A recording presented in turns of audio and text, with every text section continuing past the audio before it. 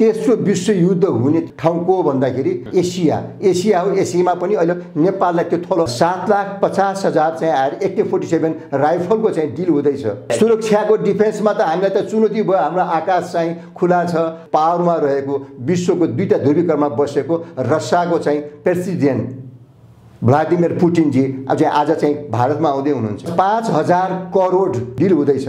नेपाललाई मात्रै तहस नहस गर्ने होइन, त्यो त साउथ एसियामा नै कब्जा गर्ने विश्व शक्तिको चाहिँ त्यो खेलको चाहिँ भुमरीमा परेर नेपाल।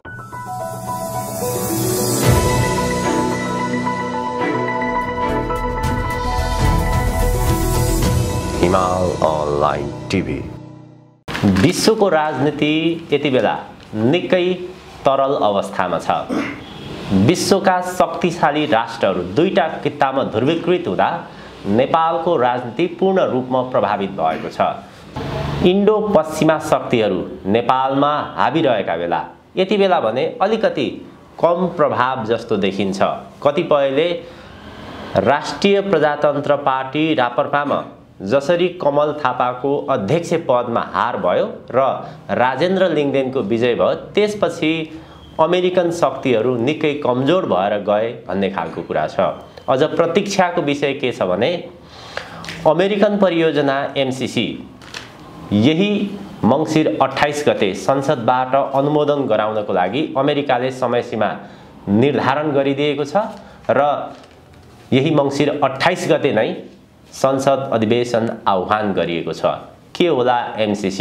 नेपालको सुरक्षा क्षेत्रमा निकै चासोको विषय पनि छ। खास गरी यो MCC कै सन्दर्भलाई लिएर नेपालमा अहिले सुरक्षाको अवस्था कस्तो छ लगायत राष्ट्रिय अन्तर्राष्ट्रिय राजनीतिक घटनाक्रमको विषयमा कुराकानी गर्नका लागि सशस्त्र प्रहरी बलका पूर्व AIG तथा नेपाल नागरिक अभियानका राष्ट्रिय अध्यक्ष डाक्टर ठाकुर मोहन श्रेष्ठ आज हामी समक्ष हुनुहुन्छ।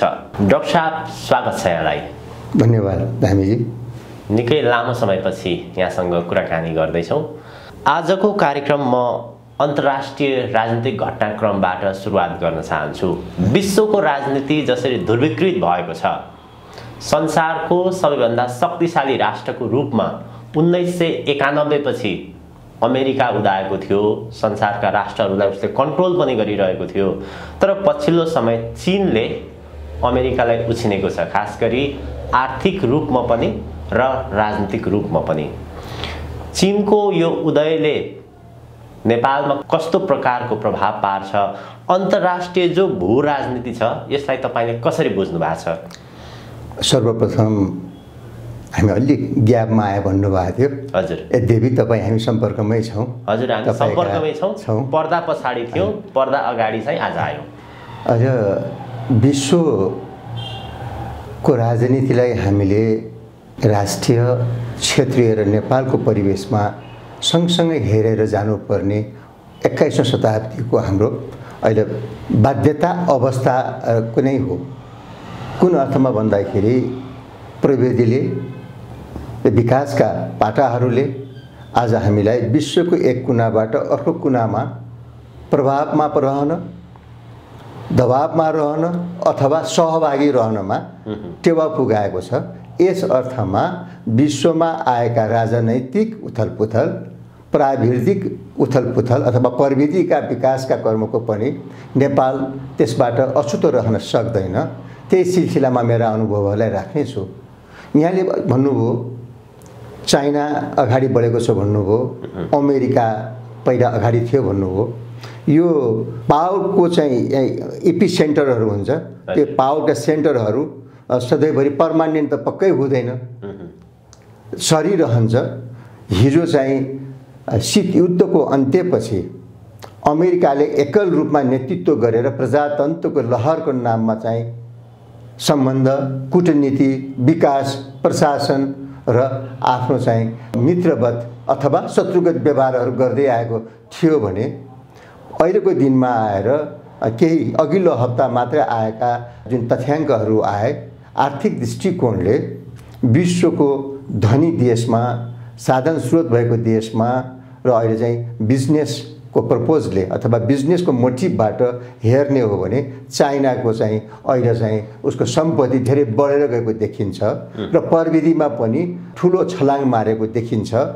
त्यही सिलसिलामा अन्तर्राष्ट्रियको जुन अब पहिला आएको चाहिँ समाजवाद र पुँजीवादको कुरालाई हामीले लिएर जाने हो भने शीत युद्धको अन्त्य अथवा 1989 पछिका दिनहरूमा प्रजातन्त्रका लहरले विश्वव्यापीकरण भएको थियो भने अहिले चाहिँ त्यो अन्तर्राष्ट्रिय राजनीति पनि दुईटा पाटामा आएको चाहिँ मलाई अनुभूति हुन्छ। हो, राजनीतिक धाराका आफ्ना आफ्ना चाहिँ धारा समाजवाद, पुँजीवाद, उदारवाद यी विभिन्न विशेषण जोडेर आउने कुरा त छँदैछ। तर पछिल्लो दिनमा अहिले 21औं शताब्दीमा आएका विश्वलाई दुईटा पाटामा लाने त्यो धारणा के छ त भन्दाखेरि अहिले BRI एउटा धारणा हो, अर्को धारणा भनेको चाहिँ इन्डो पेसिफिकको धारणा हो अथवा अमेरिकाले ल्याएको इन्डो पेसिफिकको अवधारणाको भित्रमा चाहिँ अब एउटा गठबन्धन, विश्वको गठबन्धन मोर्चा बनेको छ भने अर्को चाहिँ मोर्चा चाहिँ आएर चाइनाको BRIमै गएको छ।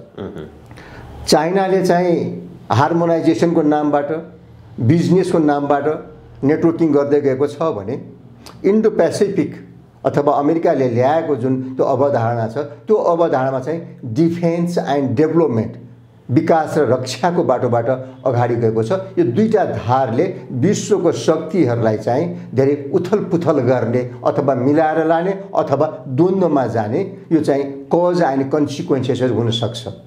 र खालि राजनैतिक हाम्रो परम्परागत अवधारणाको रूपमा हेर्ने हो भने शीत युद्धको अन्त्यपछि अथवा 2046 सालको आन्दोलनपछि नेपालमा पनि आएर बहुदलीय प्रजातन्त्र व्यवस्था आएकै हो। साउथ एसियामा पनि धेरै राष्ट्रहरूमा यो अवस्था आएकै हुन्। विभिन्न सांगठनिक विकासका नाममा विभिन्न नेसनल, रिजनल, ग्लोबल पोलिटिकल आएर बिजनेस एलायन्सको नाममा विभिन्न संस्थाहरू खुले। साउथ एसियामा सार्क पनि खुल्यो, अहिले बिमस्टेकहरू आइरहेको छ, एसियानाहरू आइरहेको छ भने नेपालमा पनि त्यो विकास र राजनैतिक र प्रविधिको चाहिँ प्रभाव र दबाव परिरहेको छ। विश्वको राजनीतिलाई हेर्ने हो भने त्योको चाहिँ केन्द्रीय बिन्दु कहाँ छ भन्दाखेरि दक्षिण एसिया। दक्षिण एसिया निकै फोकल भएर गएको छ र अहिले चाहिँ हाम्रो देशको जुन जियो पोलिटिक्स र जियो पोजिसन छ त्यो निकै प्राइम छ, एकदम एउटा क्रुसल छ। र उत्तरमा चाहिँ चाइनाको प्रगति, दक्षिणमा भारतको प्रगति, यो दुवै साउथ एसियाबाट ग्लोबल पावरमा अगाडि बढिराखेको देश भनेको को भन्दाखेरि हाम्रो दुवै छिमेकीहरू हुन्। यी दुवै छिमेकीहरूको प्रविधिमा, टेक्नोलोजीमा आएको विकास, यिनीहरूको सैन्य शक्तिमा आएको विकास, व्यापारमा आएको विकास र यिनीहरूको चाहिँ कूटनीति अथवा देश विदेशको चाहिँ सम्बन्ध र विस्तारमा चाहिँ जुन किसिमको चाहिँ फड्को मारेको छ त्यो कारणले अहिले विश्वको चाहिँ ध्यानै साउथ एसियामा गएको छ। साउथ एसियामा पनि दुवै ठुला राष्ट्रहरू चाहिँ जुन आएको छ ऊ हाम्रो छिमेकी उत्तरको चाइना र दक्षिणको भारतको चाहिँ जुन गतिविधि, यिनीहरूको चाहिँ प्रगतिले राजनीतिमा चाहिँ आएर छिमेकी सम्बन्ध, अन्तर्राष्ट्रिय सम्बन्ध र व्यापारलाई समेत आफ्नो प्रभाव र दबावमा पारिराखेको छ। जियोग्राफिक पोलिटिक्सले नेपालमा प्रभाव नपार्ने कुरा नै भएन। तपाईले अघि पनि प्रसङ्गमा जोड्नुभयो, खास गरी 2046-47 को बहुदलीय प्रजातन्त्रपछि नेपालमा पनि त्यसको प्रभाव बढेर गयो। 62-63 पछि त अझ पूर्ण रूपमा उतैबाट चाहिँ नै केन्द्रित भएर नेपालको राजनीति गयो भन्ने त्यस्तो प्रकारको पनि देखिन्छ। नेपालको राजनीतिमा बढी प्रभाव चाहिँ इन्डो वेस्टको देखिन्थ्यो। इन्डो वेस्टको सक्रियता नेपालमा राजनीतिक क्षेत्रमा, आर्थिक क्षेत्रमा, सामाजिक क्षेत्रमा, हरेक क्षेत्रमा इन्डो वेस्टको प्रभाव देखिन्थ्यो। अहिले जसरी विश्वको राजनीति इपिसेन्टर अथवा पावर सेन्टर जसरी अमेरिकाबाट चाइनातिर आएको छ, यसले अब नेपालको राजनीतिमा कस्तो प्रकारको प्रभाव पार्छ? नेपालको राजनीतिमा बाह्य प्रभावको पछिल्लो दिनको इतिहासलाई तोकेर भन्ने हो भने 2007 सालको प्रजातान्त्रिक क्रान्तिबाट नै सुरु भएर आउँछ। हो, 17 सालमा राजा महेन्द्रबाट ती विदेशी प्रभावलाई नियन्त्रण गर्ने, व्यवस्थापन गर्ने अथवा त्यसलाई निस्तेज गर्ने प्रयत्न भयो। पछि आएर 46 सालमा त चाक्सी बारीका चाहिँ खुल्ला किसिमका प्रभाव पऱ्यो। त्यसपछिको चाहिँ माओवादीको जनयुद्धको चाहिँ नाममा, कथित जनयुद्धको नाममा आएको प्रभाव, त्यो हामीले कति पटक यहाँहरूकै यहाँ आम सञ्चारमा हामीले चाहिँ धेरै विज्ञहरूले, सुरक्षाविदहरूले, राष्ट्रवादीहरूले, नेपालको मात्र होइन भारतकाले, चाइनाकाले र अमेरिकाका अथवा अन्तर्राष्ट्रिय र राष्ट्रिय विदहरूले बोल्दै आएका छन्।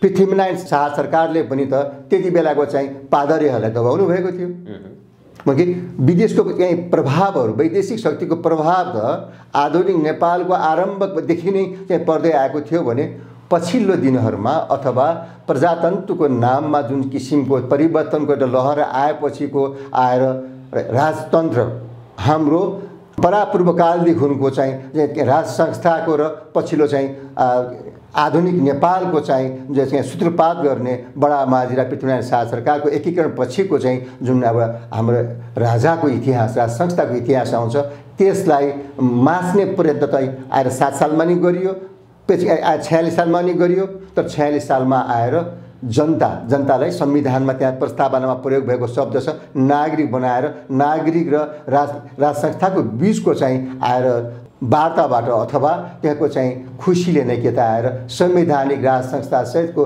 प्रजातन्त्रको चाहिँ त्यो आयाम सुरु हो। सो त्यसलाई चाहिँ विश्वको सबैभन्दा उत्कृष्ट संविधान भनेर मान्दाखेरि अथवा विश्वको सबैभन्दा उत्कृष्ट राजनीतिक व्यवस्थाको रूपमा गएको थियो। भू राजनीतिको दृष्टिकोणले पनि दक्षिणमा भएको राजनीतिक व्यवस्था, उत्तरमा भएको कम्युनिजमको चाहिँ आएर चाहिँ व्यवस्थालाई सन्तुलित गर्नको लागि इकोनोमिक मात्र मिक्स इकोनोमी मात्र होइन, प्रजातन्त्र पनि हाम्रो चाहिँ आएर निष्पक्ष भएर बस्ने, बिचमा चाहिँ आएर असंलग्न भएर बस्ने, हाम्रो सनातन पहिचान, सनातन हिन्दू पहिचानलाई बोकेको र हाम्रो आफ्नो नेपालको पहिचान भएको व्यवस्था सुरु भएको थियो।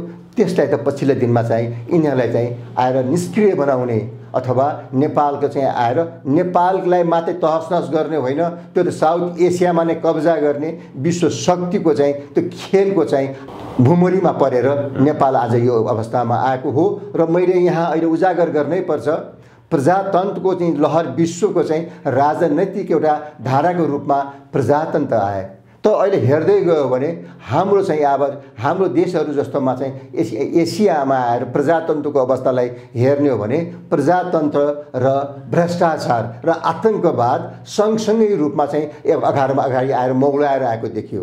प्रजातन्त्र, आतंकवाद र चाहिँ भ्रष्टाचार सँगसँगै मौलाएर आउँदै देख्दाखेरि त्यसैको प्रभावमा पनि नेपालमा पनि प्रजातन्त्रको नाममा जुन एउटा अपेक्षा गरिएका हाम्रा चाहिँ दिगो शान्ति, दिगो विकास र चाहिँ हाम्रो मानव सूचाङ्कको आधारमा हाम्रा चाहिँ नेपालीका हक हितका कुराहरू र स्वतन्त्र राष्ट्रका सार्वभौम सत्ताका चाहिँ हक हितका कुराहरूमा पनि त अहिले आँच आइराखेको छ। के बारेमा हाम्रो अब वार्ता गरौँला यहाँका प्रश्नहरूमा। हजुर हजुर, BRI र त्यसै गरी IPS इन्डो पेसिफिक स्ट्राटेजी जुन अमेरिकाको रणनीति छ, यो एउटा विकास सँगसँगै बढी चाहिँ सुरक्षाको दृष्टिकोणले यसलाई हेर्ने गरिन्छ। अमेरिकनहरूले संसारलाई जसरी जुन आँखाबाट हेर्दछन्, जसरी आफ्नो रणनीति अगाडि फाल्दछन्, ती रणनीतिहरूलाई हामीले हेर्दाखेरि एउटा चाहिँ आतंकवादको नाममा, अन्य विकासको नाममा, विभिन्न नाममा उनीहरूले आफ्नो रणनीति अगाडि सार्दछन्। पछिल्लो उदाहरण हेर्ने हो भने हामीले अफगानिस्तानको उदाहरण हेर्छौँ। तपाईँ सुरक्षाको क्षेत्रमै विज्ञ भएको व्यक्ति, काम गरेको व्यक्ति, नेपालमा अहिलेको सुरक्षाको अवस्था चाहिँ कस्तो छ, यो प्रसङ्गलाई जोड्दै गर्दाखेरि MCC आउँछ। MCC खास गरी यो परियोजना विकास निर्माणको कुरो त छँदैछ, लगानीको कुरो छँदैछ, त्योभन्दा पनि बढी चुनौतीको विषय चाहिँ यसभित्र भएका सम्झौताका बुँदाहरू, खास गरी सुरक्षाको हिसाबले नेपाल अर्को अफगानिस्तान बन्न सक्छ, अर्को सिरिया बन्न सक्छ, यो ढङ्गले पनि हेरिन्छ। तपाईँले यो विषयलाई कसरी मूल्याङ्कन अथवा अध्ययन गर्नुभएको छ? सुरक्षा भनेको सामान्य कुनै क्षति, सम्पत्तिको क्षति, हजुर, अथवा साधन वस्तु भावको नाश हुने मात्रै सुरक्षा होइन। सुरक्षा भनेको देशको समग्र सुरक्षालाई हामीले चाहिँ एउटा विशाल रूपमा हेर्दाखेरि, केन्द्रबिन्दुको चाहिँ मा राखेर हेर्दाखेरि देशको परराष्ट्र नीति, राजनैतिक व्यवस्थाले अवलम्बन गरेको परराष्ट्र नीति नै के हो त, रक्षा, सुरक्षा र विकासको आधार हो। त्यो परराष्ट्र नीतिलाई हामीले हेर्दाखेरि कागजमा मात्र सीमित भएर गयो। हाम्रो छिमेकीसँगको चाहिँ अब हाम्रो डिप्लोमेसी, नेबर डिप्लोमेसी, अब हाम्रो अरू राष्ट्रसँग चाहिँ मित्र राष्ट्रसँगको हाम्रो कूटनीति र छिमेकी राष्ट्रको कूटनीतिमा अहिले हामीलाई त छिमेकी राष्ट्रले पनि हामीलाई विश्वास नगर्ने अवस्थामा आयो अथवा कमजोर कूटनीति भएर आयो। पछिल्ला यो 3 दशकमा त हामी अत्यन्तै हाम्रो चाहिँ कूटनीति कमजोर भएर आएको। यो मूल्यहीन राजनीतिले कूटनीति कमजोर चाहिँ आएर चाहिँ सम्बन्ध र चाहिँ हाम्रो चाहिँ एउटा छविलाई बिगारिदिएको छ, कमजोर बनाएको छ। त्यसले गर्दाखेरि हामीलाई प्रशस्त हजारौं सुरक्षाका चुनौतीहरू आएको छ। केवल खुला सीमा मात्रै चुनौती होइन, खुला सीमा मात्रै भएर मात्रै चुनौती हुने होइन, तर पात्र र प्रवृत्ति र त्यहाँको इन्ट्रेस्ट र इन्ट्रेस्ट के छ छिमेकी राष्ट्रको, उत्तरको इन्ट्रेस्ट के, दक्षिणको इन्ट्रेस्ट के र ओभरसिज कन्ट्रीको इन्ट्रेस्ट के। यसले गर्दाखेरि मैले अघि भनेको थिएँ Nepal in between two big giant, two big market, ठुला देश र प्रवृत्तिको बिचमा हामी चाहिँ नेपाल चाहिँ छौँ।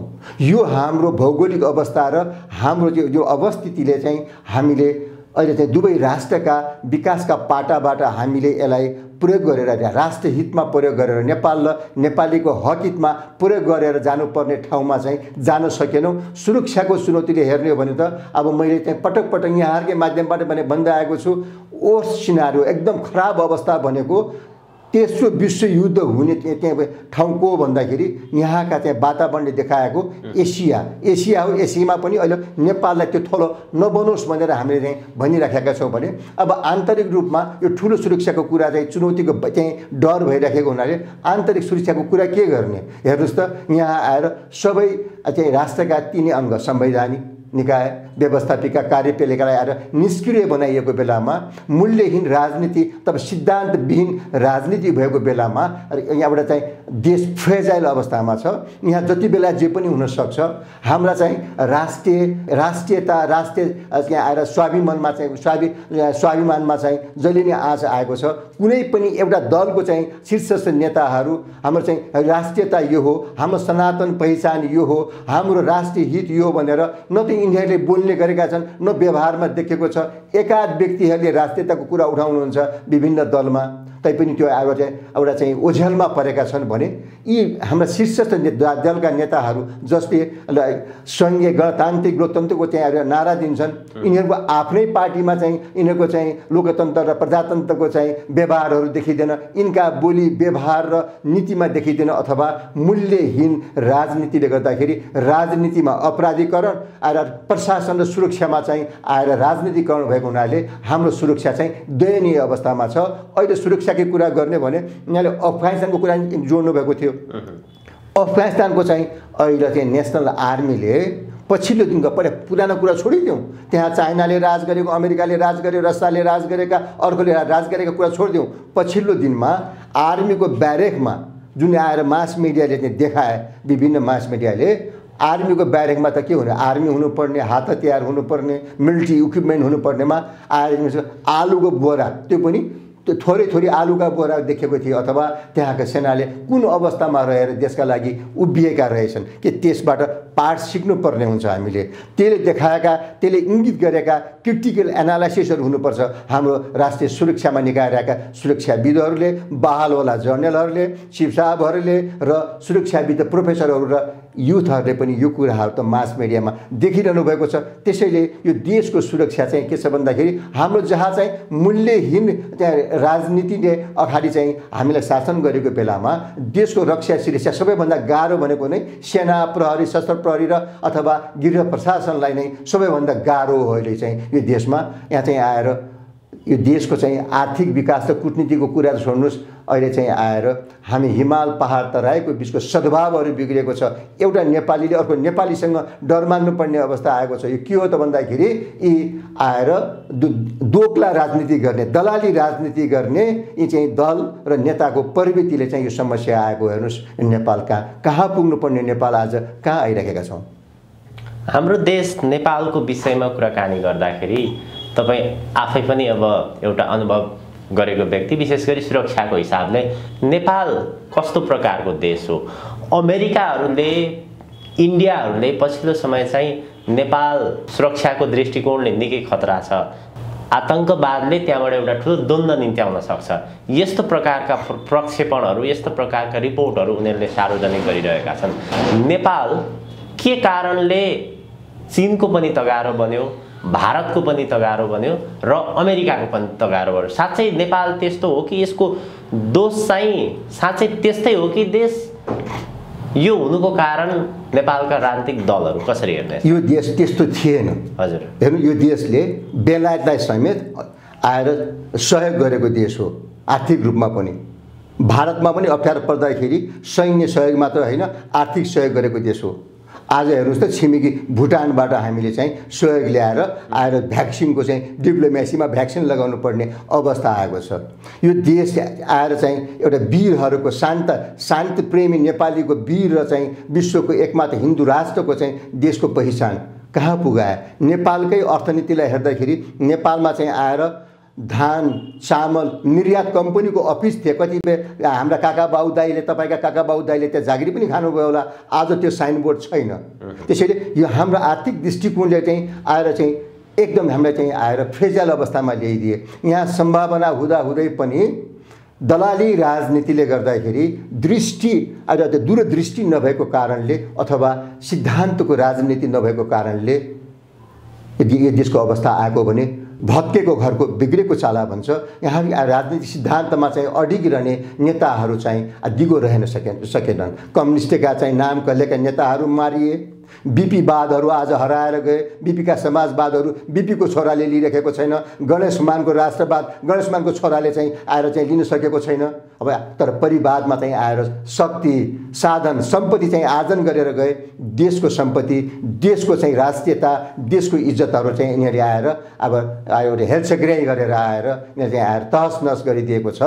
जहाँसम्म काबुलको कुराहरू गर्दाखेरि खबर हबमा पनि यो कुरा चाहिँ भएको चाहिँ त्यहाँ टेरोरिजमको त्यहाँको सम्बन्धीको चाहिँ छलफलमा मेरो विचार राखेको थिएँ।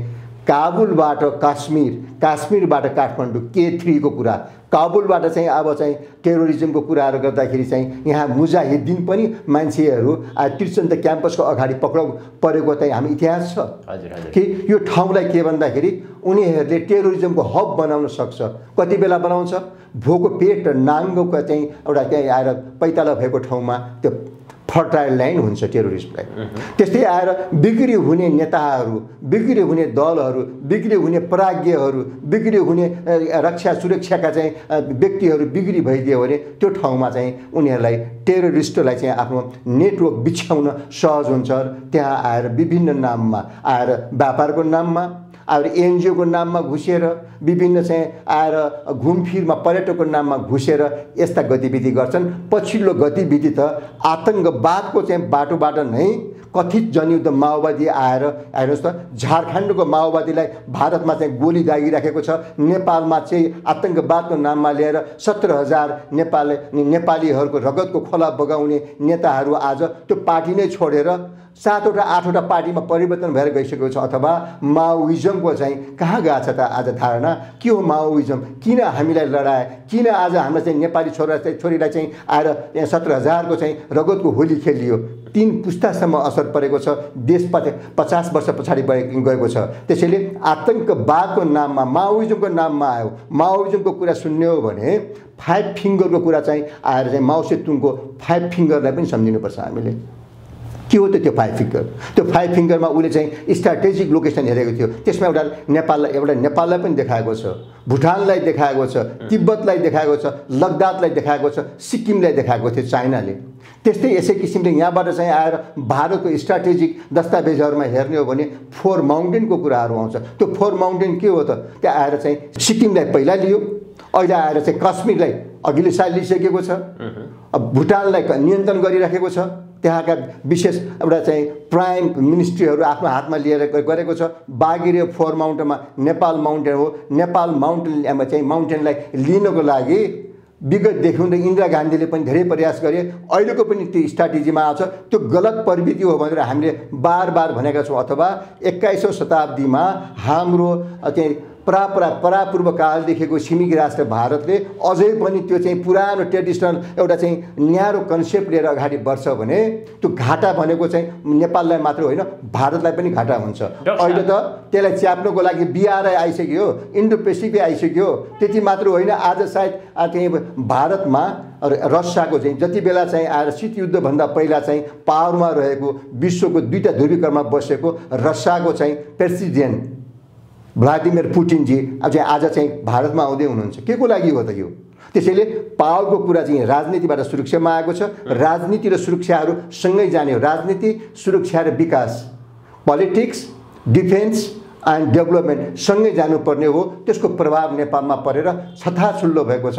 सम्भावनाको देशमा पनि समस्या मात्रै आएको छ। अब त पहिचान नै हराउँछ कि भन्ने डर हो। अहिले चाहिँ पुटिन पनि त चाहिँ आज चाहिँ इन्डियामा पुग्दै हुनुहुन्छ। के को लागि पुग्दै हुनुहुन्छ? उहाँको आम सञ्चारमा आइसकेको छ। हेर्नुहोस्, योभन्दा चाहिँ पछिल्लो दिनको राजनीतिमा, अन्तर्राष्ट्रिय राजनीतिबाट हाम्रो वार्ता सुरु भएको थियो। आएर अमेरिका र भारत एक ठाउँमा मिलेको थियो। अहिले इन्डो पेसिफिक र हाम्रो MCC को कुरामा पनि भारत मौन होइन त। BRI मा चाहिँ भारत आएर चाहिँ ओपोजिसनमा छ। के रसियाको, अमेरिका र रसियाको मेल छैन। अहिले के रसिया र चाइना एक ठाउँमा छन्। फेरि चाइना र भारतको चाहिँ सम्बन्ध ठिक छैन। ठाउँ ठाउँमा सीमामा देखिरहेछ, कुमा हानाहानदेखि लिएर गोली दाग्ने कामसम्म लडाइँ युद्ध भइरहेको छ। त्यसैले यो अवस्थामा चाहिँ आज जुन भारतमा चाहिँ रसियाको चाहिँ आएर जुन रसियन शक्ति आएको छ, त्यो शक्ति भनेको भारतको पुरानो साथी पनि हो, पुरानो मित्र हो। तर अमेरिकाको चाहिँ अम्ब्रेलामा बसेको भारत अहिले रसियाको अम्ब्रेलामा आउँदाखेरि त्यहाँ विभिन्न खालका चाहिँ आएर टेक्नोलोजीका, नेटवर्किङका, कम्युनिकेसनका, विकासका, पर्यटनका र उहाँको चाहिँ डिफेन्सको चाहिँ एउटा एलायन्सको लागि चाहिँ त्यहाँ एग्रिमेन्ट हुँदैछ। आज कि त्यहाँ आएर त 7,50,000 चाहिँ आएर AK-47 राइफलको चाहिँ डिल हुँदैछ। 5,000 करोड भारु बराबरको चाहिँ त्यहाँ बिजनेस डिल हुँदैछ। यसले के सङ्केत गर्छ? उता अमेरिका र चाइनाको टसल परिराखेको छ BRI र इन्डो पेसिफिकमा। अर्कोतर्फ चाहिँ साउथ चाइनामा र त्यहाँ आएर ताइवानमा चाहिँ अमेरिका र चाहिँ त्यहाँ आएर चाइनाको चाहिँ त्यहाँ कन्फ्लिक्ट भइरहेको छ। नेपालमा चाहिँ त्यहाँ अब नजिकमा चाहिँ छिमेकी देशमा रसियाको राष्ट्रपतिज्यू आएर चाहिँ भारतमा भिजिट भएर त्यहाँ आएर 7,50,000वटा एसल्ट राइफलहरूको चाहिँ सौदा भइरहेको छ। त्यो पनि आएर उत्तराञ्चल प्रदेशमै उत्पादन गर्ने भनेर। यो के हो त यसको प्रभाव? यसको सङ्केत के भन्दाखेरि साउथ एसियाहरू चाहिँ फ्रेजाइल भएर गएको छ। सेक्युरिटी थ्रेटहरू बढेर गएको छ र ग्लोबल पावरको चाहिँ इपिसेन्टरहरू चेन्ज हुँदैछन् अथवा अम्ब्रेला चेन्ज हुँदैछ।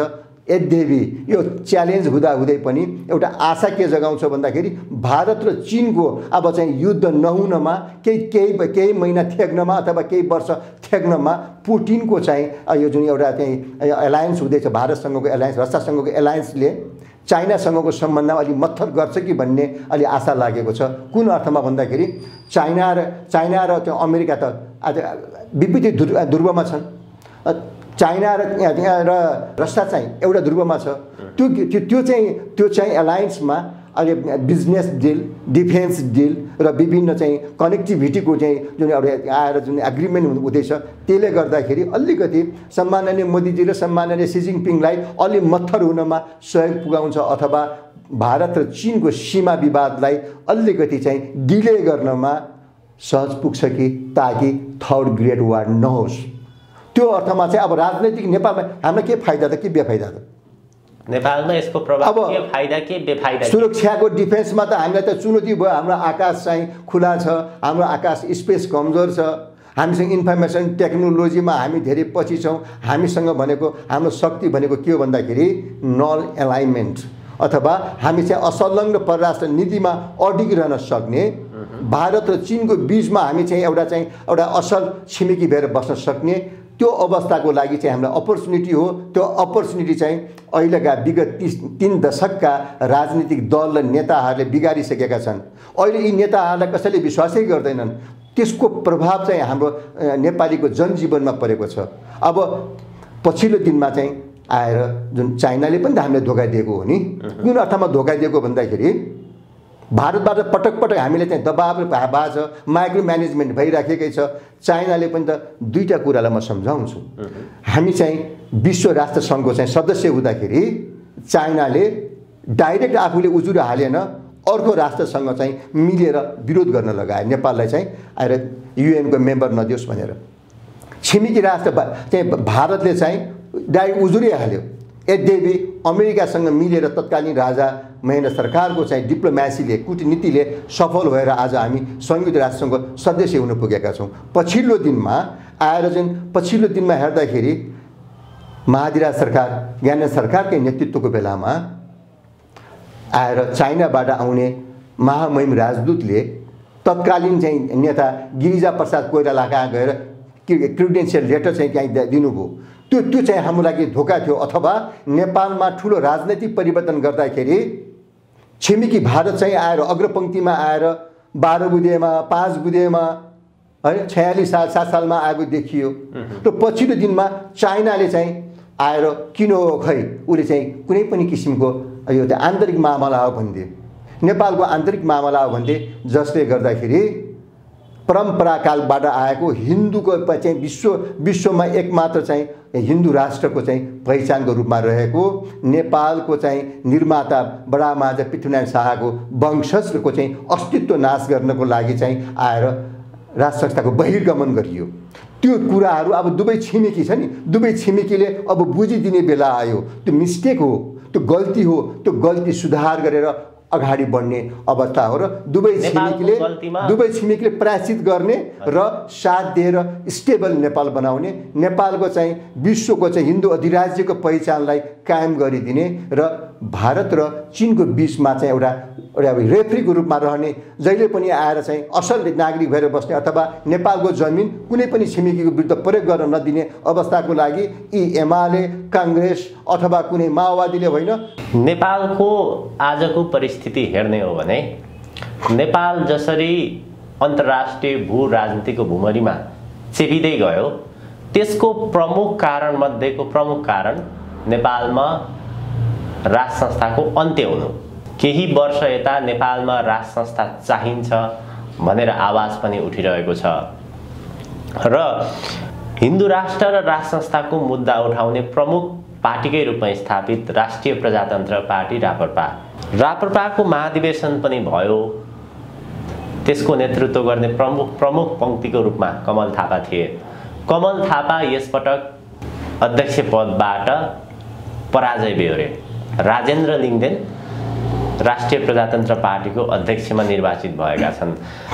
राप्रपाको सन्देश के हो, राष्ट्रिय प्रजातन्त्र पार्टीको महाधिवेशनको सन्देश के हो, कमल थापाको पराजयको सङ्केत के हो र कमल थापाले पराजय भएपछि राजाको सन्दर्भमा, निर्मल निवासको सन्दर्भमा जस्ता प्रकारका अभिव्यक्ति दिए, त्यसको सङ्केत के थियो? तीनटा कुरा उठाउनु भयो हजुर। आएर राप्रपाको चाहिँ अहिले दिएको सन्देश अधिवेशनले, त्यसमा राजेन्द्रजीको चाहिँ विजयले दिएको सन्देश र कमल थापाका अभिव्यक्तिको कुरा, त्यसलाई देख्दाखेरि सुरुको दिनमा जब राजनीतिक परिवर्तन भएर आइसकेपछि राज संस्था र हिन्दू अधिराज्यको एउटा नारा बोक्ने, यो धारणा बोक्ने पार्टीको रूपमा पहिचान भएको थियो। तर पछि आएर जब राजनीतिमा आएर विभिन्न चुनावहरूमा विभिन्न प्रस्तुतिमा आउँदाखेरि कमल थापाले आफ्नो विश्वास गुमाएर जानुभयो। त्यो कारणले पनि उहाँको चाहिँ प्रतिमा कार्यकर्तादेखि लिएर समग्र चाहिँ नागरिकहरूमा, हिमाल पहाड तराई मधेसको नागरिकहरूमा उहाँप्रतिको धारणाहरू चाहिँ आएर विकास भएर गएका थिए। उहाँले चाहिँ आएर त्यति बेलाको राप्रपाले चाहिँ जुन पार्टीमा चाहिँ दस्तावेजमा के चाहिँ गरेको निर्णय, पार्टीको निर्णयको विपरीत गएर उहाँको पार्टीको चाहिँ जुन आएर चाहिँ निर्णयको विपरीतमा गएर नेपालको चाहिँ पछिल्लो पटक आयातित संविधानमा गएर हस्ताक्षर गर्ने पनि त नेतृत्व कमल थापाकै हो। उहाँले चाहिँ आएर दोक्ला रोल खेल्नुभयो, दुईटा नाउँमा खुट्टा हालेर जानुभयो। राज संस्था र हिन्दू राज्यको नाममा अगाडि बढेर पाउने सुविधा, सम्मान, मान सबै लिनुभयो। तर पछिल्लो दिनमा आएर उहाँले चाहिँ आएर स्विजरल्यान्डमा गएर पनि आएर यो त विश्वको सबभन्दा चाहिँ उत्कृष्ट चाहिँ संविधान भनिदिने व्यक्ति अहिले चाहिँ आएर लोकतन्त्रमा विश्वास गर्ने, सङ्घीयमा विश्वास गर्ने शब्द लेखेर गएको विधानलाई मान्ने र अब चाहिँ म पुस्ता परिवर्तन गर्दैन भनेर चाहिँ अब म लड्छु भनेर आउने व्यक्ति चुनावमा उनकै कार्यकर्तालाई हराउँदाखेरि अनि आएर आक्रोश आएर चाहिँ आवेशको अभिव्यक्ति दिनु भनेको उहाँको अपरिपक्वता हो, उहाँको कमजोर राजनीति हो। उहाँ चाहिँ राजनीतिक खेलाडीमा चाहिँ आएर अरूले चलाएको देख्यो। उसी योभन्दा पहिला जितेको कुराहरू, सुविधा पाएको, सम्मान पाएको पनि त श्रीपाद महादेव सरकारले अथवा राज संस्थाले उसलाई बनाइदिएको त्यहाँ भन्ने एउटा पुष्टि भयो त। त्यसैले उहाँले चाहिँ आफ्नो हारलाई, आफ्नो कमी कमजोरी र गद्दारीलाई राजसत्तासँग चाहिँ जोडिदिनु। राजा भनेको चाहिँ साझा हो। राजसत्ताको अहिले जुन गरिमा बढेर गएको छ, कमल थापाको चाहिँ अहिले पछिल्लो पटकको चाहिँ अभिव्यक्ति र प्रस्तुतिले उहाँको राजनीतिक जुन एउटा किसिमको एउटा चाहिँ इम्याच्योर पोलिटिकल एटिट्युड मैले देखाउनु भयो, यो उहाँको लागि त घातक भयो। र हाम्रो चाहिँ आएर सिङ्गो नेपालको चाहिँ हिन्दू राज्य र राजसत्ताको चाहिँ हामी जुन एउटा धारणा आवश्यक भनेर गएको छौँ, हामी समेतले धोका हो। त्यसैले कमल थापाजीलाई उहाँलाई चाहिँ अझै पनि आफ्नो गल्ती स्वीकारेर आएर चाहिँ क्षमा मागेर अब चाहिँ आएर अझै फेरि आएर संवैधानिक राजशासनको प्रजातन्त्रको लागि नै आउनुहोस् अथवा हिन्दू अधिराज्यलाई बचाउन आउनुहोस्, गाई बचाउन आउनुहोस्, गौ रक्षा गर्न आउनुहोस् भनेर म हात जोडेर उहाँलाई अपिल गर्छु। उहाँको पाटा चाहिँ उहाँ कमजोर हो, कमजोर मानसिकता चाहिँ देखाउनु भयो। अझै पनि उहाँलाई मौका छ भने। हजुर, अब दुईटा कुरामा अब पोइन्ट वाइज भन्दाखेरि राजेन्द्र लिङ्गदेन रापरपाले दिएको मेसेजमा योभन्दा के हप्ता अगाडि मात्रै एमालेमा भएका जुन किसिमका चाहिँ बोल्दाखेरि एउटा एमालेको चाहिँ अधिवेशनले डिक्टेटरसिपको लक्षण चाहिँ सङ्केत देखायो। त्यहाँ आएर एकमात्र ओलीको धारणा ल्याउनु खोज्यो। त्यहाँ आफ्नै चाहिँ पार्टीका उपाध्यक्ष भएका चाहिँ व्यक्तित्वहरूलाई चाहिँ चुनाव लड्न नदिने, चाहिँ एउटा ज्येष्ठ नेताहरूलाई चुनाव चाहिँ लड्न नदिने किसिमका अथवा मान प्रतिष्ठामा आँच ल्याएर त्यहाँ आएर उनीहरूले चाहिँ के भन्दाखेरि उनीहरूलाई डिक्टेटरसिप देखाएको थियो भने यो चुनावले के देखायो भन्दाखेरि अहिले चाहिँ रापरपाको चाहिँ जुन एउटाले चाहिँ सुधारको लागि एउटा चाहिँ हिन्दू अधिराज्यको एजेन्डाको लागि चाहिँ धेरै चाहिँ अभियन्ताहरू नागरिकहरूको चाहिँ आर्यमा चाहिँ केन्द्रित भएका छन्। त्यसैले चाहिँ अब नेतृत्व हो, खराब नेतृत्वबाट देश बच्दैन, खराब नेतृत्वबाट सङ्गठन बच्दैन। खराब नेतृत्व र दोक्ला नीतिले दुईटा नाउँमा खुट्टा हाल्ने नीतिले चाहिँ अब कुनै पनि दलको चाहिँ हित हुन्न भन्ने कुरा बुझेर सुधार उन्मुख भएको चाहिँ लक्षण देखायो। त त्यहाँ पनि केही कमजोरी त भएका छन्। केही कमजोरी नभए होइन, शीर्षस्थ नेताहरूको चाहिँ एक आवाज हुन सकेन। लोकेन्द्र चन्दावाद भनेको त हाम्रो ऐतिहासिक प्रधानमन्त्रीजी हो नि। उहाँ चाहिँ आएर एकातिर बोल्ने, उहाँ त्यही धारणमा लागेको उहाँको छोरा चाहिँ अर्को धारणमा जाने, आएर चाहिँ प्रकाश चन्द्र लोहनीजीले एउटा धारणा गर्ने, त्यही आएर पशुपतिजीले आएर चाहिँ त अर्को धारणा गर्ने, अथवा महाकालीको सन्धिमा मिले मतो गरेका पशुपति शमशेर र प्रकाश चन्द्र लोहनीको धारणा मिल्यो, गणतन्त्रवादी भएर आएको उनीहरू गएर चाहिँ के गरे त कमल थापालाई सहयोग गर्न गएका थिए। तर जित कहाँबाट भयो त? जित कहाँ आयो त कि परिवर्तन असम्भव छ। राजसत्तालाई साझाको रूपमा हेरेको छ। यो चाहिँ हिन्दू अधिराज्यको पहिचानको जुन एजेन्डा छ यो राष्ट्रिय एजेन्डा हो। यो पाठ अरू पनि अब अरू राजनीतिक दल र हामी समग्र हिमाल पहाड तराईको नागरिकहरूले बुझ्नुपर्ने बेला हो। अबको चाहिँ पहिचान चाहिँ रापरपामा चाहिँ जुन देखाएको चाहिँ छ हिन्दू अधिराज्यको चाहिँ सङ्केत, गौरक्षाको सङ्केत अथवा ओमकार समूहको सबै धर्मलाई समग्रमा लाने हिन्दू अधिराज्यको पहिचानलाई कायम गर्ने राजा साझा हो। यो मियो चाहियो। आएर कृषि विकासको लागि, खेती आएर चाहिँ अनाज उत्पादनको लागि पनि गोरु जोत्दाखेरि पनि मियो चाहिन्छ। मियोलाई माथि जोड्ने चाहिँ छ नि, हाम्रो गाउँमा चाहिँ जुवा भन्छ, जुवा पनि चाहिन्छ जोड्ने। त्यसरी मियो भनेको राजा हो, एकताको प्रतीक राजा हो, अभिभावक हुनुपर्ने राजा हो। हामीले अझै भन्ने हो भने त यो देश बचाउनलाई अहिलेको सबै रीतिथिति प्रजातन्त्रको मूल्यमा नरहेको, कम्युनिस्टको मूल्यमा चाहिँ मान्यतामा नरहेको बेलामा यो देशको लागि माटो सुहाउँदो व्यवस्थाको लागि राजतन्त्र नै हो, शासन गर्ने राजतन्त्र हो। यद्यपि हामीले माग के गरेका छौँ, 2047 सालको जुन संविधानमा पाइलो टेकेर संवैधानिक राजशासनको प्रजातन्त्रमा हामीले आह्वान गरेका छौँ। तर विकास गर्नको लागि र यो देश बचाउनको लागि 10 वर्ष चाहिँ कब्जा गर्नुपर्ने हो। यद्यपि हामी चाहिँ त्यो कुरालाई पनि भुलेर अब संवैधानिक राजशासनको प्रजातन्त्रको लागि हामी अपिल गरिरहेका छौँ। अब यो राज संस्थाको हामीले कुराकानी गरिरहँदाखेरि यसको खुड्किलो राज संस्था कसले स्थापना गर्छ भन्ने सवालमा चाहिँ पार्टी चाहियो। त्यसमा पार्टी मध्येमा पनि सबैभन्दा दरिलो पार्टी राज संस्था र हिन्दू राष्ट्रको सन्दर्भमा राष्ट्रिय प्रजातन्त्र पार्टी राप्रपा। राष्ट्रिय प्रजातन्त्र राष्ट्रिय प्रजातन्त्र पार्टी राप्रपाको सन्दर्भमा के भन्थे भने केही मानिसहरू राप्रपामै लागेका मानिसहरू उनीहरूले के भन्थे भने नेपालमा त्यति बेला मात्र हिन्दू राष्ट्र र राज संस्था सम्भव छ राष्ट्रिय प्रजातन्त्र पार्टीमा कमल थापा त्यसको नेतृत्वबाट हट्नेछन्। जबसम्म कमल थापा राष्ट्रिय प्रजातन्त्र पार्टीमा अध्यक्षको रूपमा हुन्छन् तबसम्म राज संस्था र हिन्दू राष्ट्र आउँदैन भनेर उनीहरूले त्यसरी व्याख्या गर्थे र महाधिवेशनको पेरिफेरीमा पनि उनीहरूले के कुरो गर्थे भने यदि राज संस्था आउनको लागि बाटो खोल्ने हो भने जो अध्यक्षका प्रत्याशी राजेन्द्र लिङदेन विजयी भयो भने चाहिँ लगभग बाटो खुल्यो है। यस्तो प्रकारको पनि टीका टिप्पणीहरू हुन्थे।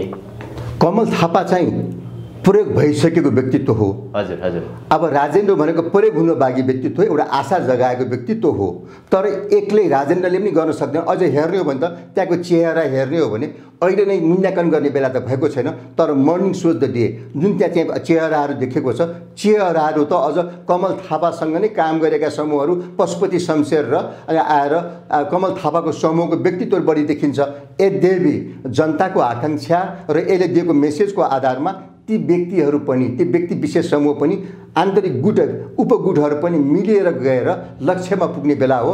यदि त्यो त्यसरी मिलेर गएन यति राष्ट्रवादी देशभक्त समूहलाई झन् अहिले राजनीतिमा छ नि एउटा आएर गठबन्धनको चाहिँ छ गठबन्धन चाहिँ एउटा हावाभरिको बेलुन जसरी बसिराखेको छ। काङ्ग्रेसमा माधव कुमारजी आएर चाहिँ बाबुराम प्रचण्ड र देउबाजी लगायतका चाहिँ त्यो चाहिँ छ यो चाहिँ बलुन हावाभरिको बलुनमा बसिराखेको छ। त्यो जति बेला नि आएर त्यो हावा फुस्किन सक्छ। अनि त्यसपछिको चाहिँ के भन्दाखेरि एमाले केपी ओलीजीको चाहिँ आएर डिक्टेटरसिपमा गएको छ। राष्ट्रवादको जगमा उभिने प्रजातन्त्रवादी समूह भनेको चाहिँ आशा गरेको राष्ट्रिय प्रजातन्त्र पार्टी हो। त्यसमा पनि उहाँलाई अवसर र चुनौती दुवै छ। यदि सबैलाई मिलाएर सडकमा रहेका आफै सदनमा रहेको एक्लो हुनुहुन्छ राजेन्द्रजी र सबैलाई पार्टीभित्र र बाहिर चाहिँ हिमाल पहाड तराईका आएर रत्नहरू अथवा क्लिष्ट व्यक्तित्वहरू चाहिँ अभियान समूहलाई मिलाएर गएर चाहिँ हामी जानुपर्छ। र यहाँले भनेको कुरालाई मैले छोटकरीमा भन्दाखेरि दुईटा बाटो हो।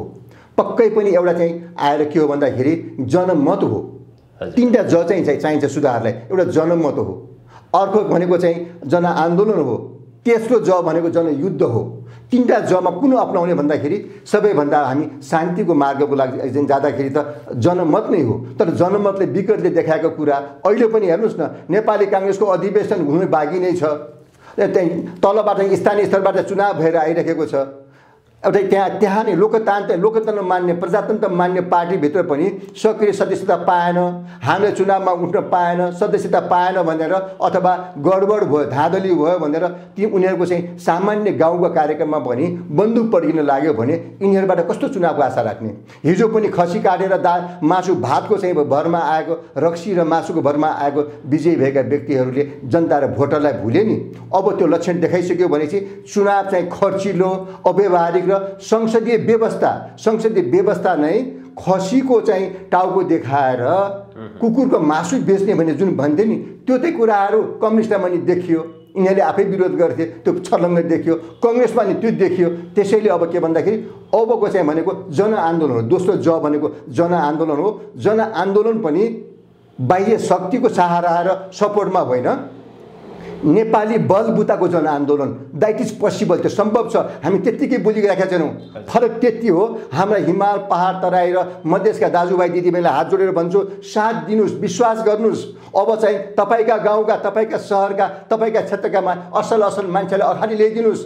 देशभरिका असल मान्छेहरू आएर एउटा चाहिँ राष्ट्रवादी मान्छे आएर देशलाई बचाउने र बनाउने मान्छेको टिम जम्मा हुन्छ नि। त्यसपछि मात्रै आएर राजेन्द्र चाहिँ त्यहाँ आएर लिङदेनको चाहिँ जुनको अलिक देखेको चेहरा छ नि त्यो चेहरा सफल हुन्छ। होइन भने उनलाई पनि आएर शीतको थोपा जसरी आएर बिलाइदिन्छ। राजेन्द्र लिङदेनको सवालमा हामीले कुराकानी गर्दाखेरि उसको परीक्षाको घडी सुरु भयो। अब को हुन् राजेन्द्र लिङदेन वास्तवमा? उनले अथवा राष्ट्रिय प्रजातन्त्र पार्टीले जे मुद्दा एजेन्डा उठाइरहेको छ त्यो बाटोतर्फ उनी कति जान्छन्, कति काम गर्न सक्छन्, अब बिस्तारै देखिन्छन् ती कुराहरू चाहिँ। पक्कै पनि त्यो देखिन्छ।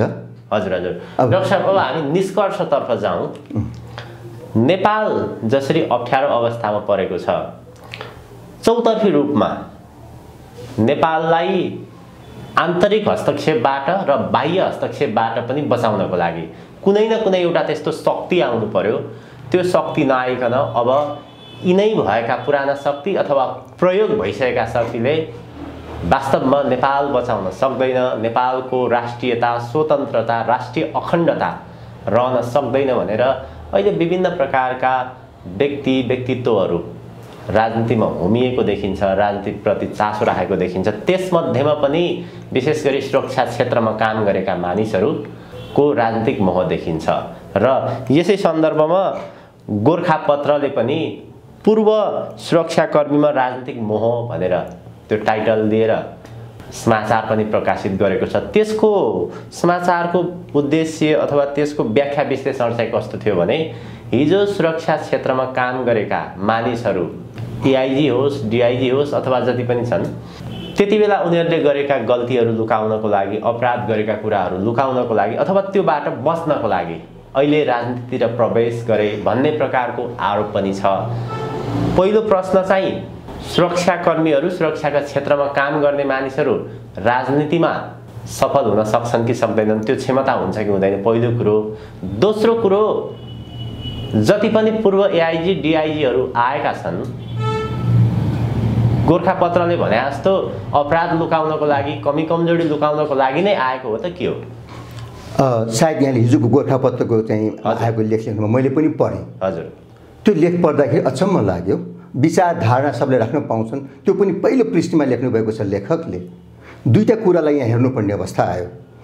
हेर्नुहोस्, विकसित राष्ट्रमा त्यहाँ आएर प्रजातन्त्रको हिमायती राष्ट्र इङ्ल्यान्डमा, बेलायतमा त्यहाँको चाहिँ राजनीतिमा आउनुभन्दा अगाडि पुलिस अफिसरमा चाहिँ जोइन गरेर अनि राजनीतिमा आउँछन्, त्यसरी गेन भएर आउँछन्। यो एउटा करियर डेभलपमेन्ट भएर अनुभव गरेर आएर उच्च पदमा आएका व्यक्तित्वहरू भनेको राष्ट्रका गहना हुन्। अनुभवका दृष्टिकोणले त्यहाँ सुन भोग्ने, भ्रष्टाचार गर्ने अनि आएर क्रिमिनल नेक्ससमा रहने अथवा अपराधसँग मिल्ने पुलिस जवान अथवा जनरल अथवा आइजिपी जोसुकै भए ती बदमास हुन्। ती बाहेक त असल मान्छे आउँछन् भने त खुसीको कुरा हो। अनुभवी व्यक्ति आउँदाखेरि यसमा पनि को आयो भन्ने कुरा हुन्न, त कसले कसलाई एक्सेप्ट गर्यो भन्ने कुरा हुन्छ। काङ्ग्रेसले कस्तो मान्छेलाई एक्सेप्ट गर्यो, कस्तो सेनाको जनरललाई, कस्तो प्रहरीको जनरल अथवा कर्मचारी सिपाही हलदार अथवा कसलाई, कस्तो चाहिँ सचिवलाई, कस्तो उपसचिवलाई अथवा कस्तो व्यापारीलाई। स्वयं दलहरूले पनि आफ्नो चाहिँ आएर चाहिँ मूल्यहीन राजनीति गरिराखेको बेलामा त्यहाँ चाहिँ आएर यो लेख आउनु पनि मलाई चाहिँ के भन्दाखेरि यो लेखको चाहिँ त्यति तात्विक लाग्दैन। त्यसमा पनि प्राध्यापक डाक्टर भएका बराल जस्तो प्राध्यापक भएको व्यक्तिले उहाँले चाहिँ के दिएको छ भन्दाखेरि तपाईँले भनेको शब्द नै उहाँको भनाइ हो। म उहाँको भनाइलाई के भन्छु भन्दाखेरि उहाँको भनाइमा त मैले विचार नराखे पनि हुन्छ। कुन अर्थमा भने प्राज्ञ व्यक्तिले त्रिभुवन विश्वविद्यालयको प्राज्ञ भइसकेको, छिमेकी राष्ट्र भारतको राजदूत भइसकेको, 5-6 महिना राजदूत भइसकेको व्यक्तिले, त्यस्तो परिपक्व व्यक्तिले हावाको भरमा शब्द राख्दाखेरि उहाँको चाहिँ त्यो प्राज्ञ त्यो विज्ञताको चाहिँ आएर त्यो एगेन्स्टमा जानुभयो।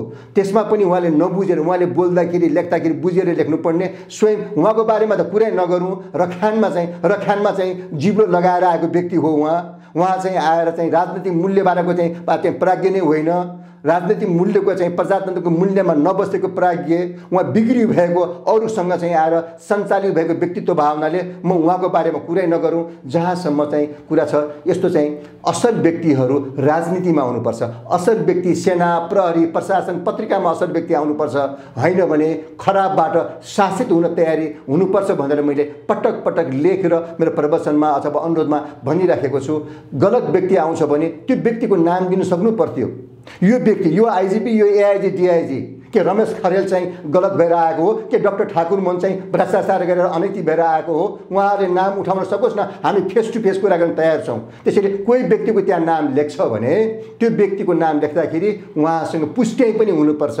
लेखकदेखि लिएर त्यहाँ कमेन्ट गर्ने व्यक्तिलाई पनि त्यही अनुरोध गर्दछु। जथाभावी कुनै व्यक्तिका नाममा बोलिदिनु, जथाभावी लेखिदिनु त्यो पनि अपराध हो। त्यसैले त्यो प्राज्ञबाट र अरू व्यक्तिबाट मैले चाहिँ त्यस्तो किसिमको कमेन्टको चाहिँ मैले अपेक्षा गरेको थिएन। त्यहाँ हुन त मेरो नाम त्यहाँ छैन, म त पार्टीको कुनै सदस्य छैन, म अभियानमा लागेको छु। यद्यपि त्यो कुराहरू चाहिँ के भन्दाखेरि असल व्यक्तिहरू आउनुपर्छ, असल इन्जिनियर, असल डक्टर, असल व्यापारी आउनुपर्छ।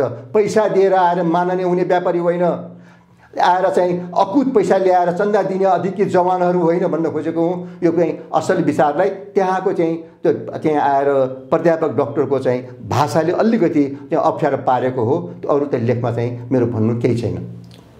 हजुर, यसै सन्दर्भमा मैले जोडेका थिएँ, कतिपयले आफ्नो धारणा प्रस्तुत गर्छन्, राजनीति गर्ने मानिसहरू पहिलो उसको राजनीतिक पृष्ठभूमि हुनु पर्यो, कुनै पनि पार्टीको सदस्यता लिनु पर्यो, राजनीतिबारे जानकार हुनु पर्यो, राजनीतिक क्षेत्रमा योगदान दिएको व्यक्ति हुनु पर्यो, त्यस्ता व्यक्तिले पो राजनीति गर्ने त? सुरक्षाको क्षेत्रमा काम गरेका मानिसहरू, हिजो त्यही क्षेत्रमा अनुभव प्राप्त गरेका मानिसहरू, रिटायर्ड भएका मानिसहरूले कसरी राष्ट्रको राजनीति गर्न सक्छ? राष्ट्र कसरी बचाउँछ? मैले बुझेँ, राजनीति के हो? सम्भावनाको खेल हो। राजनीतिको निष्ठाको रिजो राजनीति राजनीति हो। राजा के हो? धर्ममा रहने राजा, आचार संहितामा रहने राजा, अनि आएर समानतामा रहने राजा, त्यहाँ आएर असल न्याय गरिदिने राजा होइन, असल निर्णय गरिदिने राजा, देशको माटो नबेच्ने राजा, अनि असल असल काम गर्ने चाहिँ त्यहाँ आएर चाहिँ राजा हो भने राजनीति भनेको असल काम गर्नु नै राजनीति हो। देशको जमिन नबेच्नु, अन्याय नपारिदिनु, यो देशका चाहिँ आएर चाहिँ सम्भावनाहरूको उजागर गरेर प्रयोग गरिदिनु पनि राजनीति हो। मैले बुझेको राजनीति त्यो हो। त्यसैले अहिलेको राजनीतिमा त्यो राजनीति भनेको फलानाको छोरै हुनुपर्ने, प्रचण्डको छोरी हुनुपर्ने, बिपीको छोरै हुनुपर्ने हो। बिपीको छोरा हुने अधिकार छ उहाँलाई, हरेक नागरिक अधिकार छ। तर बिपी बात नमान्ने काङ्ग्रेसको चाहिँ समाजवाद प्रजातन्त्रवादमा चाहिँ आएर अर्काको चाहिँ इसारामा चल्छ भने त्यो वाद राजनीति मानेको होइन। जहाँसम्म छ गर्भबाट बच्चा छ नि, एउटा सामाजिक प्रणाली हो। मानव सामाजिक प्रणाली हो। अथवा हामी धर्म संस्कारबाट चाहिँ हामी बनाएको हाम्रो पूर्वीय संस्कार संस्कृतिले पनि बच्चाको पेटमा हुँदाखेरि उसको के कर्मको लागि जन्म लिएर आएको छ भने आधुनिक साइन्सले पनि सोसियल क्रिएचर भन्छ मानवलाई। हामी त के काम गर्नको लागि चाहिँ ईश्वरको चाहिँ रचना भएर आएका छौँ, असल काम गर्न आएका छौँ। खराब काम गर्ने मान्छेको खराबको फल खराबै हुन्छ। प्रचण्ड चाहिँ जस्ता व्यक्ति हेगमा पुग्नुपर्छ, यहाँ सुसाइड गरेर हुन्न। बाबुराम हेगमा पुग्नुपर्छ, यहाँ सुसाइड गरेर हुन्न। त्यस्तै यहाँ असल काम गर्ने व्यक्तिहरू जन्मिरहेका छन्, काम गर्छन्, जन्मेलान्। त्यो अर्थमा चाहिँ आमाको दुध खानको लागि नि बच्चाले राजनीति गरे हुन्छ। तपाईँ बच्चालाई हुर्काउनु भयो होला, बिहा भएको पछि हामीले बच्चा भयो, हामीले बच्चा हुर्कायौँ। यो कुरालाई चाहिँ धेरै समयलाई चाहिँ मैले व्याख्या गर्न नसकुला। तर के भन्दाखेरि हरेक असल व्यक्तित्वहरू चाहिँ राजनीतिमा आइदियो भने राजनीति भनेको मूल हो, माओ हो। यसले चाहिँ सबैलाई चाहिँ विकासलाई, रक्षालाई, सुरक्षालाई, शिक्षा स्वास्थ्यलाई सही ढङ्गले चल्छ। त्यसैले यो देशमा चाहिँ खाँचो भनेको नै के भन्दाखेरि एउटा राष्ट्रियताको जगमा उभिएको सुधारवादी नेताको काम हो। राष्ट्रियताको जगमा उभिएको सुधारवादी नेताको काम हो। म फलानाको छोरा भनेर कोही माननीय भइसके, मन्त्री भइसके, कति घिच्ने, कति चाहिँ आमाको छातीमा चाहिँ चिरेर अंशबन्डा लिने। अब चाहिँ असल गर्ने मान्छे आउनुहोस्। जस्तो म आएँ, अरू पनि आउनु भएको छ। हामी गाउँका सहरका मान्छे एक ठाउँमा आउन, हामी आफ्नो परिचय जनतालाई परिचय दिउँ, हाम्रो नागरिकले हाम्रो परिचय लिउन्। तब विश्वास पनि गर्नुपर्छ। हामी कराउँदै जाने, हामी अपिल गर्दै जाने, नागरिकहरूले चाहिँ हामीलाई विश्वास नगर्ने, मौका पनि नदिने हो भने त यो देशको विकास कहिले हुने? त्यसैले अब के भन्दाखेरि नेसनल र राष्ट्रियतामा आधारित, राष्ट्रियताको जगमा उठेको इमान्दार, साहसिक, दृष्टि भएका, भिजनरी भएका इमान्दार सुधारवादी व्यक्तित्वहरूको चाहिँ समूहले पनि यो देशलाई बचाउने र बनाउन सक्छ। यो सुन हिरा जडित थालमा चाहिँ सुकी पैसा माग्छ नि, यो त्यहाँ एमसिसी भन्छ, बिआरआईको कुरा गर्छ नि, यो तपसिलका कुरा हुन्। यो कुरा मिलाउन सकिन्छ। तर राष्ट्रियताको जगमा उभिएर संविधान माटो सुहाउँदो संविधान बनाएर चाहिँ उभिनुपर्छ। फरक त्यति हो। नेपालको माटो चाहिँ एक मुठी माटो लिएर छातीमा राखेर यो नेपाल आमालाई सम्झाएर, नेपालीलाई सम्झेर निर्णय गर्ने बेला आएको। हाम्रो पहिचान भनेको सफ्ट पावर त्यही हो। हिन्दू अधिराज्य हाम्रो सफ्ट पावर हो। Hindu knowledge belt, Buddha knowledge belt, Mundhum knowledge belt, अनि हाम्रो चाहिँ हिमाल हाम्रो चाहिँ सफ्ट पावर, त्यो शक्ति हो। भौगोलिक हाम्रो अवस्था शक्ति हो। हाम्रो वीर गोर्खा शान्तिप्रिय नेपाली हाम्रो पहिचान, त्यो हाम्रो सफ्ट पावर हो। यसलाई प्रयोग गर्नुपर्छ। यहाँ चाहिँ हिन्दू अधिराज्यको पहिचान राखेर नियोगमा रूपमा चाहिँ राज संस्थालाई स्थायी संस्थाको रूपमा राखेर राजालाई साझाको रूपमा राखेर अगाडि बढ्दाखेरि भू राजनीतिको दृष्टिकोणले पनि आएर साउथ एसियाको शान्तिको लागि र विश्व शान्तिको लागि पनि टेवा पुग्नेछ। यहाँ लगायत धेरै व्यक्तिहरूले हिन्दू राष्ट्र सहितको राज संस्था त भनिरहेका छन्। यो राज संस्थाको सन्दर्भमा ल्याउने चाहिँ कसले हो? खास तपाईहरूले ल्याउने हो कि कङ्ग्रेसले ल्याउने हो, एमाले ल्याउने हो, राप्रपा त 20औं वर्षदेखि लागि नै रहेको छ, अथवा सेनाले ल्याउने हो? कसले ल्याउने हो? यो एउटा व्यक्तिले ल्याएर आउने कुरा पनि होइन। मुख्य कुराहरू विचारले ल्याउने परिवर्तन हो। धारणा अब त भिजनले ल्याउने परिवर्तन हो। हामीलाई राष्ट्रिय आवश्यकता महसुस भइसक्यो।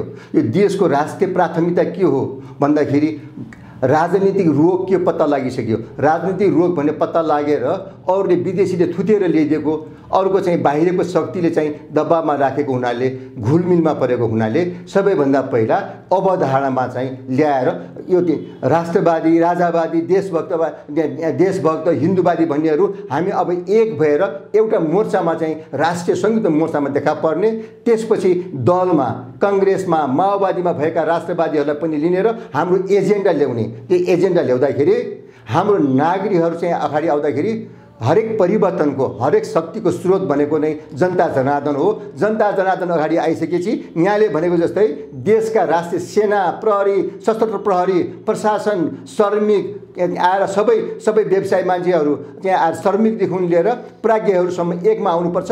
त्यहाँ एकमा आउँदैन भने इतिहासले उसको अभिलेख राख्छ, इतिहासले दण्ड दिन्छ। सेनाको हकमा चाहिँ सेना पहिला आउने होइन। सेना पहिला आउँदाखेरि त यिनीहरूले चाहिँ विदेशीहरूका दबावको लागि प्रभाव पर्छ। त्यसैले नागरिक आएका छौँ। नागरिक र राजाको एकता। अब राजाले पनि बोल्ने बेला आउँछ। नागरिक अगाडि आइसकेपछि राजाले बोली बक्सनुपर्छ समर्थनमा। त्यसपछि चाहिँ सेनाले साथ दिनुपर्छ। सेनाले चाहिँ साथ दिनै पर्छ। यदि त्यो सेनाले साथ दिएन भने, जनताको आवाजमा, नागरिकको आवाजमा साथ दिएन भने त्यो सेनाको के काम? त्यो सेना त सेरोमुनेर भएर जान्छ। सेना नागरिकले सेना बनाउने हो, सेनाले नागरिक बनाउने होइन। सेनाले त बचाउने हो नागरिकलाई। त्यसैले यो चाहिँ मैले चाहिँ बाध्य भएर भन्नै पर्छ। सेना अन्तिम हाम्रो गहना र अन्तिम आस्थाको केन्द्र हो। तर विदेशीको सेना बन्नुहुन्न, राष्ट्रको सेना बन्नुपर्छ। त्यसैले हामी सेना अहिले सेना अहिले आउने होइन। नागरिक आइसकेपछि नागरिकलाई बचाउन यी गलत राजनीति गर्नेहरूलाई सेनाले खबरदारी गर्नै पर्छ, अथवा उसले रिपोर्ट दियोस्। अब जनताको आवाज यो छ भनेर रिपोर्ट दिए पनि पुग्छ, त्यो पनि सहयोग हुन्छ, ताकि यिनीहरूले गलत सेना प्रहरीको बन्दा चाहिँ आएर सेना र प्रहरीको गलत प्रयोग नगरिदियोस् यहाँ आएर राष्ट्रवादीका कदममा। त्यसैले सेनाले साथ दिनै पर्छ। अफगानिस्तानमा सेनाले साथ दिएन र? राष्ट्र बचाउन नै सेनाको काम हो। सेनाको आधारभूत चाहिँ कर्तव्य भनेको, दायित्व भनेको नै के हो त? जमिनको रक्षा, जनताको रक्षा, यहाँको चाहिँ संस्कार संस्कृतिको रक्षा हो भने त म चाहिँ आदेश आएर मात्रै आउँछु भन्ने सेनाले होइन। मान्छे मरेर जनता काटिसकेपछि, जनता मरेपछि मात्रै आउने सेना होइन। त्यो सेनाले पनि विश्लेषण गर्नुपर्छ। आएर चाहिँ आजभन्दा 1000 वर्ष अगाडिको सेना होइन, 500 वर्ष अगाडिको सेना होइन, 21औं शताब्दीको सेना हो। सेनाले यो मर्म बुझ्नुपर्छ। सेनाको चाहिँ सम्माननीय चिफ साहबदेखि लिएर जवानले बुझ्नुपर्छ। तल्लो चाहिँ एउटा सिस्टममा चल्ने व्यवस्था हो। तलका जवान, अधिकतरहरू, जमदार, सुबदारहरू, सिपाही, हलदारहरू चाहिँ सही ढङ्गले चल्छन्। तर उच्च अधिकृतहरूले सही रिपोर्ट आएर सरकारलाई, नेपाल सरकारलाई दियोस्। सही कुराहरू यहाँ आएर विश्लेषण गरेर दिएपछि देशको क्षति हुन्न। क्षति नहोस्, शान्तिको जनआन्दोलनमा जाउँ भनेर हामीले पटक भनेका छौँ। यदि शान्तिको जनआन्दोलनमा पनि आएर सेनाको सहयोग भएन भने सेना अनि जनताले के गर्छ? विद्रोह गर्छ। त्यो विद्रोहको पक्षमा हामी छैनौँ। त्यो निम्ति आउनुहुन्न। सेनाले नै बचाउँछ, मलाई विश्वास छ। त्यो अवस्थामा सेनाले नेपाल र नेपालीलाई बचाउँछ भन्ने पनि म धारणा राख्दछु। हस्, अत्यन्त धेरै धन्यवाद।